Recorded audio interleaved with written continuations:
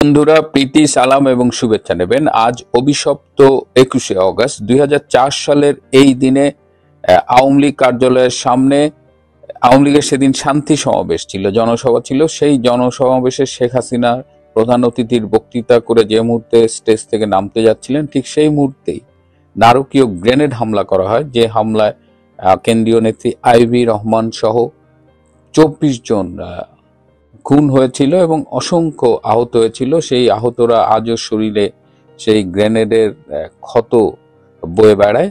তো এই 2004 সালের 21শে অগাস্ট এই দিন শেখ হাসিনা সহ আওয়ামী লীগের সকল কেন্দ্রীয় নেতৃবৃন্দ যারা সেদিন উপস্থিত ছিল সবাইকে হত্যা করার একটা মাস্টার প্ল্যান করা হয়েছিল এবং এই প্ল্যানটি করা হয়েছিল সেই সময়ের হাওয়া ভবনে। বিএনপি নেতা তারেক রহমান এবং জামাত নেতা মুজাহিদি, যাকে পরবর্তীতে এই 71-এর যুদ্ধ অপরাধের জন্য মৃত্যুদণ্ড দেওয়া হয়েছে, এবং আরো কয়েকজন জঙ্গি নেতা, এরা মিলে এই প্ল্যানটা করেছিল যে আওয়ামী লীগের রাজনীতি শেষ করে দিতে হবে এবং এর জন্য আওয়ামী লীগের কেন্দ্রীয় নেতৃবৃন্দকে সব হত্যা করতে হবে। তো তারপরে এটা নিয়ে মামলা হয়েছে, মামলায় অপরাধীদের সাজা হয়েছে, কিন্তু এই ইউনূস রেজিমে এসে আমরা দেখলাম যে উচ্চ আদালতে গিয়ে এই অপরাধীরা সব খালাস পেয়ে গেল। অথচ এই তারেক রহমান যে এটার সাথে জড়িত সেটা সেই সময়ের বিভিন্ন দূতাবাসের নথি ঘাটলেও পাওয়া যায়, এবং আমেরিকা কিন্তু তারপরে তারেক রহমানকে আমেরিকার ভিসা দেয়নি তার এই সন্ত্রাসের সাথে সম্পৃক্ততার জন্য। এমনকি 2007 সালে যখন তারেক রহমান মুচলেখা দিলেন যে তিনি আর রাজনীতি করবেন না, জেল থেকে ছাড়া পাওয়ার পরে তিনি দেশ ত্যাগ করলেন, তিনি কিন্তু আমেরিকায় যেতে চেয়েছিলেন, কিন্তু আমেরিকা তাকে সন্ত্রাসের সম্পৃক্ততার অভিযোগে ভিসা দেয়নি। পরবর্তীতে তিনি লন্ডনে গেছেন। কিন্তু আজকে এই 21শে অগাস্ট যেভাবে আমাদের সামনে আছে তাতে মনে হচ্ছে 2004 সালের অগাস্ট মাসে 21 বলে কোনো তারিখ ছিল না। এমনভাবেই ইউনূস সরকার এই ঘটনাগুলো ঘটিয়েছে, বিচার বিভাগকে প্রভাবিত করেছে।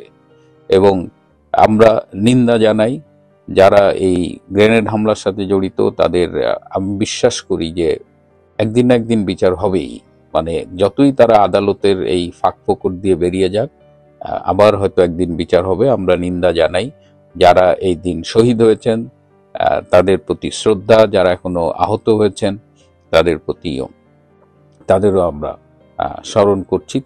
সেদিন তারা জীবনে বেঁচে গিয়েছিলেন, কিন্তু আজও তারা সেই ক্ষত বহন করছেন। যাই হোক, রাজনীতির এমনই খেলা যে এই আমেরিকা যারা একসময় তারেক রহমানকে ভিসা দেয়নি, তাদেরই charge d'affaires Tracey Ann Jacobson গোপনে লন্ডনে গিয়ে তারেক রহমানের সাথে মিটিং করেন। এই ব্রিটিশ রাষ্ট্রদূত সারা কুক গোপনে লন্ডনে গিয়ে তারেক রহমানের সাথে দেখা করেন। তার মানে রাজনীতিতে নীতি নৈতিকতা এগুলো আসলে কিছু নাই।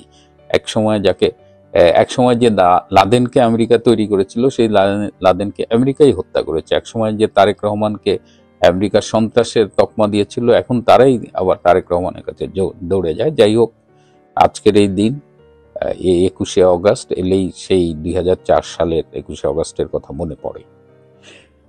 এরপরে যেটা আসলে বলতে চাচ্ছি সেটা হলো যে বাংলাদেশের রাজনীতি এমন একটা থমথমে অবস্থায় গিয়ে দাঁড়িয়েছে যে এখানে কিছু নিশ্চিত করে বলাও যাচ্ছে না, আবার কিছু যে কোথাও একটা সমস্যা তৈরি হচ্ছে, কোথাও একটা ঘটনা ঘটতে যাচ্ছে, এরকম একটা অবস্থা। ঝড়ের আগে যেমন থমথমে অবস্থা হয়। এই গত বছর জুলাই আগস্টে যারা সবাই মিলে ঐক্যবদ্ধভাবে শেখ হাসিনার সরকারের বিরুদ্ধে আন্দোলন করেছিল এবং তার সরকারকে অপসারণ করেছিল, তাদের মধ্যে আজ নানা ধরনের বিভক্তি রয়েছে। তারা এক একজনের এক এক ধান্দা প্রকাশ পেয়ে গেছে। তারা আসলে গণতন্ত্র, ভোটাধিকার, মানবাধিকার এইগুলোর জন্য কোনো কাজ করেনি। তাদের একটাই উদ্দেশ্য ছিল হাসিনাকে সরিয়ে, শেখ হাসিনার সরকারকে সরিয়ে তারা তাদের ক্ষমতার শেয়ার নিতে চায়। এর পেছনে অনেক রকমের ষড়যন্ত্র জড়িত ছিল। এর মধ্যে জামাত শিবিরের এজেন্ডা ছিল, তাদের যে গডফাদার পাকিস্তান, তাদের এজেন্ডা ছিল যে 71-এর পরাজয়ের প্রতিশোধ নিতে হবে, মুক্তিযুদ্ধের সব স্মৃতি মুছে ফেলতে হবে, বঙ্গবন্ধুর স্মৃতি মুছে ফেলতে হবে। সো এক এক কুতুবের এক এক ধান্দা ছিল। কিন্তু এখন এসে যেটা হচ্ছে, এখন একটা স্বার্থের দ্বন্দ্ব দেখা যাচ্ছে। আপনারা প্রধান উপদেষ্টা ইউনূসকে নিয়ে প্রথমে বলি যে ইউনূস কিন্তু আপনারা দেখছেন 6 মাস আগেও আমরা বিভিন্ন সোশ্যাল মিডিয়ায় বিভিন্ন ক্যাম্পেইন দেখতাম যে ইউনূসকে 5 বছর রেখে দেওয়া হোক, নির্বাচন কি দরকার, সংস্কার দরকার। এখন কি আপনারা এই ক্যাম্পেইনটা দেখেন? এই ক্যাম্পেইনটা কিন্তু খুব পরিকল্পিতভাবে ইউনূস সেন্টারে যে সাইবার ইউনিটটা আছে সেখান থেকে এটা ছড়ানো হয়েছিল। এই গত 7-8 মাস আগেও এই ডক্টর ইউনূসকে 5 বছর দেখতে চাই, 10 বছর দেখতে চাই, নির্বাচন দরকার নাই। এখন কিন্তু আর নাই, এখন আর কেউ এই কথা বলে না। এর মধ্যে ইউনূস একবার পদত্যাগের নাটকও করে ফেলছে যে আমি থাকবো না, আমি চলে যাব। পরে আবার তার সাজানো চেলাপেলারা যে বলছে না আপনি যায়েন না, দ্যাট ওয়াজ এ ড্রামা, মানে মেকিং গেম, এটা সবাই বুঝতে পারছে। কিন্তু এখন ডক্টর ইউনূস কিন্তু মাঝে মধ্যে আপনজনদের কাছে বলে যে আমি আর পারতেছি না, চলে যেতে চায়। এবং ডক্টর ইউনূসের বিরুদ্ধে তার শিবিরের মধ্যেই কিন্তু বিরোধিতা শুরু হয়েছে। এই উপদেষ্টাদের মধ্যেই একজন ডক্টর ইউনূসকে সরিয়ে নিজেই প্রধান উপদেষ্টা হতে চায়, এবং সে আবার মার্কিন লবির খুব ঘনিষ্ঠ। হ্যাঁ, তো সে বিভিন্ন জায়গায় বলেও বেড়াচ্ছে যে আমি কি ইউনূসের রিক্রুট নাকি, আমি চাইলেই ইউনূস থাকবে, না চাইলে না। সো ইউনূসের ঘরের মধ্যে বিভীষণ আছে। এর বাইরেও আবার আরেকজন, আপনারা জানেন যে আমার দেশের সেই সম্পাদক, সেই জঙ্গিদের অন্যতম গডফাদার বাংলাদেশে মাহমুদুর রহমানকে প্রধান উপদেষ্টা করার জন্য আর এক গ্রুপ উঠে পড়ে লাগছে।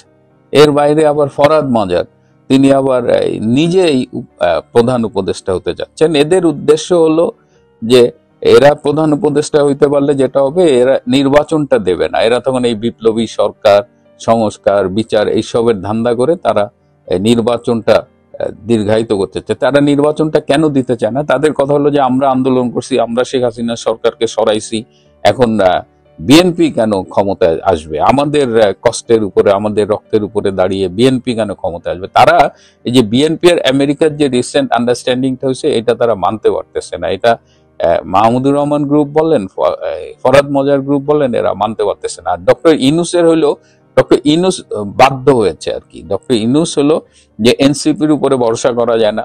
জামাত যতই মানে রাষ্ট্র পৃষ্ঠপোষকতা দিক, 7 থেকে 8% বেশি তাদের পপুলারিটি বাড়তেছে না। সো এই অবস্থায় ইউনূস যদি সেফ এক্সিট চায়, তাহলে তার একমাত্র অপশন হইলো যে বিএনপির উপরে যদি ভর করা যায়। এবং তিনি আমেরিকাকে সেভাবে কনভিন্স করছেন যে বিএনপিকে ক্ষমতা দিয়ে চলে যাবে। আবার সেখানে একটু টুইস্ট আছে যে ডক্টর ইউনূস আবার রাষ্ট্রপতি হিসেবেও থাকতে চান আর কি।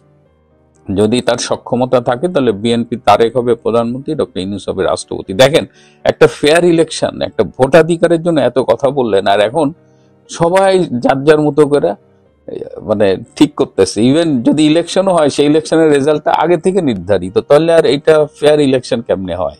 বাংলার মানুষ কি চায় সেটা আপনারা লন্ডনে বসে ঠিক করবেন। আবার ডক্টর ইউনূস যেদিন লন্ডনে গেছে 13ই জুন তারেক রহমানের সাথে মিটিং করতে, সেটাও কিন্তু জামাত, এনসিপি এবং অন্যান্যরা ভালোভাবে নেয় নাই। সেই একই গলা যে ক্ষমতা আমরা ভোগ করব, এইভাবে তারেক রহমান কেন? আর বিনা নির্বাচনে ক্ষমতা ভোগ করার মজাই আলাদা। এই স্বাদ তো এনসিপি পাইছে, জামাত পাইছে। তো এইটা নিয়ে, এটা হলো ইউনূসের কেন্দ্রিক। এখন ইউনূসের আসলে মানে চলে যেতে হবে। এখন সে কি একটা নির্বাচন দিয়ে বিএনপি বা যাকেই হোক ক্ষমতা দিয়ে যেতে পারবে, নাকি তার আগেই তাকে চলে যেতে হবে? এটারও একটা মেকানিজম আছে, যেটা বললাম যে মাহমুদুর রহমানরা চাচ্ছে তাকে সরিয়ে এখনই প্রধান উপদেষ্টা হতে। এর বাইরে রাষ্ট্রপতিকে নিয়েও একটা গেম চলতেছে। রাষ্ট্রপতি, আপনারা জানেন যে এতদিন রাষ্ট্রপতি আর সেনা প্রধান এরা মোটামুটি একসাথে থেকে ইউনূসকে ব্যালেন্স করছে, কিন্তু রাষ্ট্রপতির সাথে সেনা প্রধানের এখন সম্পর্কটা মোটামুটি আর নেই বলা চলে। সেনা প্রধান আর রাষ্ট্রপতির ব্যাকআপ হিসেবে কাজ করছে না। রাষ্ট্রপতির সাংবিধানিক ক্ষমতাগুলো তিনি প্রয়োগ করতে পারছেন না। তার যে প্রেস উইং আছে, অন্যান্য ডিপার্টমেন্ট আছে, সেগুলোর উপরেও তার কোনো নিয়ন্ত্রণ নাই। শুধুমাত্র তার মিলিটারি সেক্রেটারি এবং যে প্রেসিডেন্সিয়াল গার্ড রেজিমেন্টটা আছে, এদের সাথে কিছুটা ইন্টারাকশন আছে। এর বাইরে বর্তমান রাষ্ট্রপতি শাহাবুদ্দিন চুপ্পু মোটামুটি এক ধরনের গৃহবন্দীর জীবন যাপন করছে। তার কোনো পাওয়ার নেই, তিনি চাইলেও কোথাও যেতেও পারেন না এখন। আর সর্বশেষ হলো পৃথিবীর বিভিন্ন বাংলাদেশি দূতাবাস থেকে তার ছবি নামিয়ে ফেলা হয়েছে। এই ছবি নামানোর সাথে সাথে একটা মানে গুঞ্জন উঠেছে যে রাষ্ট্রপতি শাহাবুদ্দিন আহমেদ চুপ্পুকে কি সরিয়ে দেওয়া হচ্ছে। আসলে এই প্রধানমন্ত্রীর কার্যালয়, রাষ্ট্রপতির কার্যালয়, বিভিন্ন সরকারি বেসরকারি প্রতিষ্ঠান, শিক্ষা প্রতিষ্ঠান এবং বিদেশে আমাদের যে দূতাবাসগুলো রয়েছে, সেই অফিসে আসলে বাংলাদেশ সংবিধানের 4 ক ধারা অনুযায়ী জাতির পিতা বঙ্গবন্ধু শেখ মুজিবুর রহমানের ছবি থাকার নিয়ম সংবিধান অনুযায়ী, কিন্তু সেটা কেউ মানে না। এই ডক্টর ইউনূস তো অবৈধ অসাংবিধানিক একটা সরকার, সুতরাং তিনি সরকারকে মানেন না।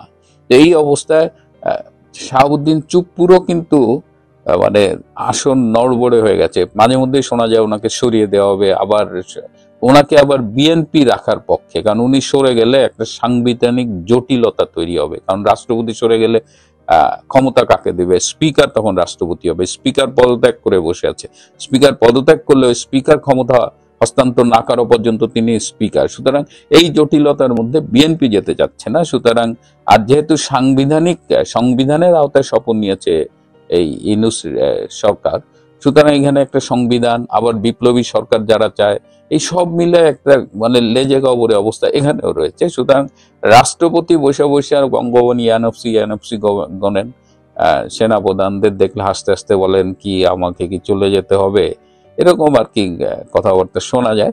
তো রাষ্ট্রপতির অবস্থানও কিন্তু বেশ নড়বড়ে। আবার প্রধান বিচারপতি সৈয়দ রিফাত আহমেদকে রাষ্ট্রপতি করার একটা উদ্যোগ আমরা খেয়াল করেছি, কিন্তু রিফাত আহমেদ তিনি এখন পর্যন্ত রাজি হননি। তো সৈয়দ রিফাত আহমেদ রাষ্ট্রপতি হলে সেক্ষেত্রে আবার আরেকটা হলো যে তাহলে সেক্ষেত্রে একটা নতুন তত্ত্বাবধায়ক সরকার আসবে কিনা। ডক্টর ইউনূসকে সরিয়ে একটা নতুন তত্ত্বাবধায়ক সরকার আসলে সেই তত্ত্বাবধায়ক সরকারের প্রধান কে হবে সেটা নিয়েও বাজারে অনেক রকমের গুঞ্জন আছে, এবং পছন্দের তত্ত্বাবধায়ক সরকার খুঁজে পাওয়া যাচ্ছে না। সো এই জায়গায় আরো একটা অনিশ্চয়তা রয়েছে। এরপরে রয়েছে আমাদের সেনাপ্রধান জেনারেল ওয়াকারুজ্জামান, তার বর্তমান অবস্থা কি? তিনি কিন্তু এই মার্চ এপ্রিল পর্যন্ত তার একটা মানে গ্রহণযোগ্যতা ছিল, দেশবাসীর কাছে বলেন, সেনাবাহিনীর ভেতরে বলেন, সবখানে তার একটা গ্রহণযোগ্যতা ছিল। কিন্তু মার্চের পর থেকে এপ্রিল মে মাসের পর থেকে তিনি তার গ্রহণযোগ্যতা ক্রমশ নিম্নগামী, এবং তিনি তার সাথে ডক্টর ইউনূসের একটা দ্বন্দ্ব কিন্তু আছে। তারা মিলেমিশেও একদিকে কাজ করেন, আবার দ্বন্দ্ব আছেন। তার মধ্যে একটা হলো যে এই যে সাভার ক্যান্টনমেন্ট 9 ডিভিশন, এটা খুব ইম্পর্টেন্ট, এবং ঢাকা শহর মোটামুটি সাভার ক্যান্টনমেন্ট থেকেই গার্ড দিয়ে রাখা হয়। তো এই সাভার ক্যান্টনমেন্টের যে জিওসি ছিলেন, যে প্রধান ছিলেন মেজর জেনারেল মঈন খান, এই মঈন খান কিন্তু জেনারেল ওয়াকারের খুব ঘনিষ্ঠ ছিলেন, এবং জেনারেল ওয়াকার চেয়েছিলেন যে মঈন খানের যেন প্রমোশন হয়, সেজন্য লেফটেন্যান্ট জেনারেল হয়, এবং এই রিকমেন্ডেশন সে পাঠিয়েছিল। ডক্টর ইউনূস সেটা অ্যাকসেপ্ট করেনি, এবং আগামীকাল 22শে অগস্ট মঈন খান এই রিটায়ারমেন্টে চলে যাচ্ছেন, সেই অবসর পূর্ব ছুটিতে যাচ্ছেন, এবং সেখানে অলরেডি নতুন জিওসি মেজর জেনারেল আসাদকে সেখানে পোস্টিং দেওয়া হয়েছে। So Asad will take over.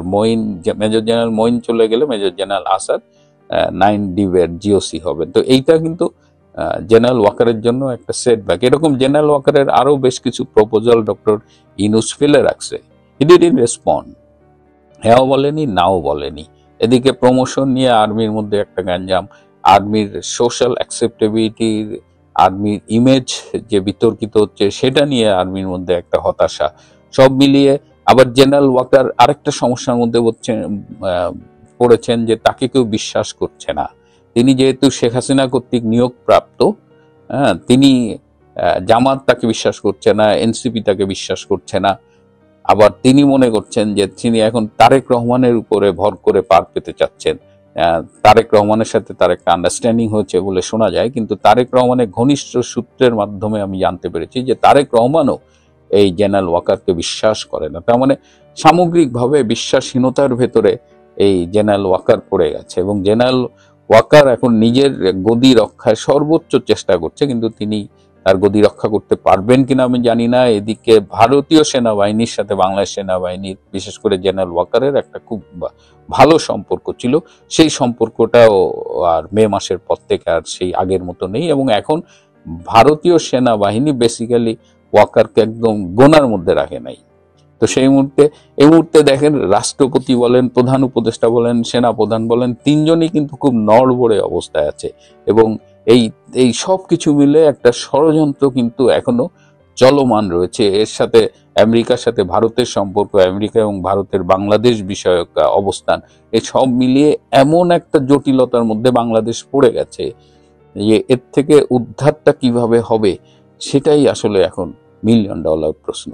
প্রিয় বন্ধুরা, আজ এ পর্যন্তই। ভালো থাকবেন, সুস্থ থাকবেন, তার চেয়েও জরুরি হলো নিরাপদে থাকবেন। সবাইকে অনেক ধন্যবাদ।